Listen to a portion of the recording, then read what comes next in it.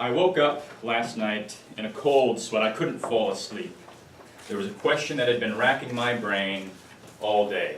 And I had been able to doze off for a little while, but I couldn't stay asleep for long. Who plays the dad in Footloose? I couldn't answer that question either. I was racking my brain looking for an answer of who plays the dad from Footloose. So I was able to work my way out of bed, stumble to my phone, which was charging, and look up the answer on that fount of knowledge, which is Wikipedia. It's John Lithgow, by the way. And I was able to learn that, and at last I was able to rest peacefully that evening. Then later on, the next day, I was reading an article in Foreign Policy magazine on my tablet, and I realized that my tablet's been getting really slow lately. And my tablet, I've had it for a few years. It's getting a little bit long in the tooth. It's about 4 years old. So I figured it's maybe about time to buy a new one, to move on. It's really been a nice tablet, but I'm ready to move on to something new. So I used that same tablet. I went to Amazon. Amazon Prime is a fantastic service if you don't have it already. And I ordered one with one click, or I guess tap. I was able to order a new tablet. And lo, the next day, as if it were a baby in a basket, it arrived at my door. I should say 2 days later. I had to wait for a little while. But 2 days later, it was at my door, and I had a brand new, better, hopefully, tablet. And technology has allowed us to do these things, and it's become commonplace. We order things so often that many times we forget what we ordered when it arrives at the front door.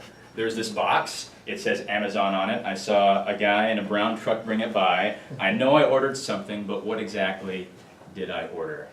Well, we'll see. It's like Christmas every day, and I can order it, and it's no problem at all. Never before have we been able to turn what we want into what we have so quickly. And it's enabled by communications technology, being able to be on the internet anywhere and find out useless information like the role or the actor who played the dad from Footloose, whether it be getting newer and hopefully better electronics like the tablet that I had. But technology enables us to do all of these things.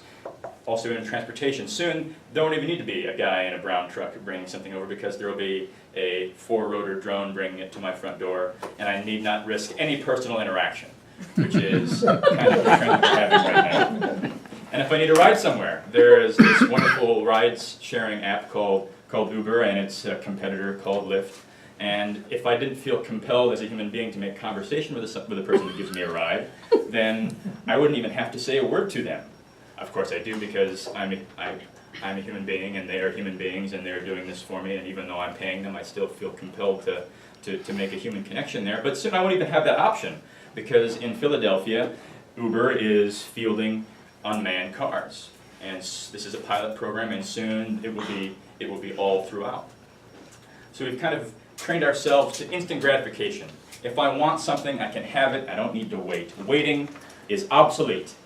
Even areas where we can't be connected usually, like an airplane, where I can't hop on Wi-Fi, well, guess what? Now I can pay a nominal fee, supposedly nominal fee, and I can be connected 24 hours a day. If I want to watch a movie, I can pull up Netflix. If I want to watch a stand-up comedian 2 or 3 lines, I can pull up YouTube. But waiting is not necessarily obsolete. And even though technology allows us to do these things, sometimes we have to sojourn into isolation. And sometimes life puts us there without us having a choice.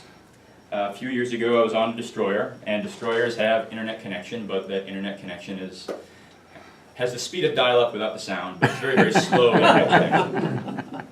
And I was reminded of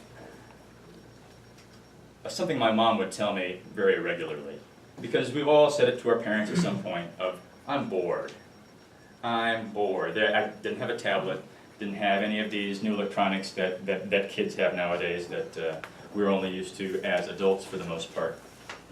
And my mom would say, son, you're not bored, you're boring. Boredom is a choice. You can either choose to amuse yourself and find a way to entertain yourself mentally on your own, or you can choose to be just bored all the time and complain about being bored. You can do something about it, or you can just continue to complain. So I did something about it. I would bring books with me to read. I would try to memorize passages from certain books to keep my brain as its own living library. So waiting is not obsolete. And not only is it not obsolete, it's been shown through MRI scans of brains while people are meditating that being able to empty your brain of thoughts, being able to free yourself from whatever technology it is that you feel tethered to all the time, not only will it make you more mentally independent, it'll actually make you more mentally productive. Every engine, every machine needs downtime, and the human brain is no exception. And it can also be thought of as the solution to a lot of our gridlock in government.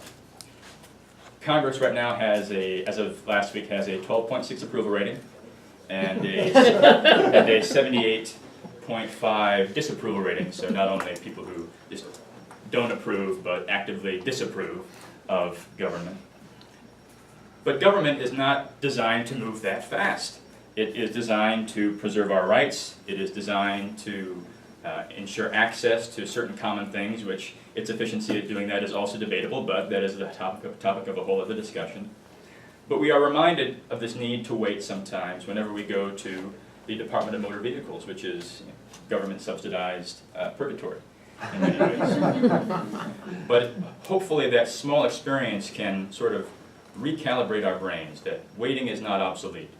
Sometimes just waiting can help, and we can take advantage of it, or we can just complain. I would prefer to take advantage of it.